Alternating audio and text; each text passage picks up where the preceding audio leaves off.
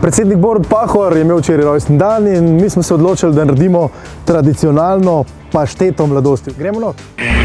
Prosim. Ja, dobro jutro. Gospodu predsedniku države grem eno pošiljko imam za njega. Kakšno pošiljko imate? Pašteto mladosti. Tradicionalno prvo. A grem lahko kam na topel, ne morete zrihtati, ne? Vse je prijazen, vidiš, gospod je prijazen. A tukaj, čez rentgen. Dobar dan, kakšen hec? Dobar dan. Ni hec, to je tradicionalna pašteta mladosti. Dobro, bomo... Za njegov rojstni dan smo rekli, obujamo spomine na času štafete mladosti, da preteče predsednik kakšen častni krog s to pašteto mladosti. Vse on je tekač, on je zdaj na maratonu bil pa tako. Čestitajte mu v mojem imenu. Zdaj pa pravite, da ga ni, ali kako? Predsednika. Verjetno ga še ni, ja. Jaz ne vem, a mu osebno to potem ne moramo predati, to pašteto? Jaz mislim, da ne, ja.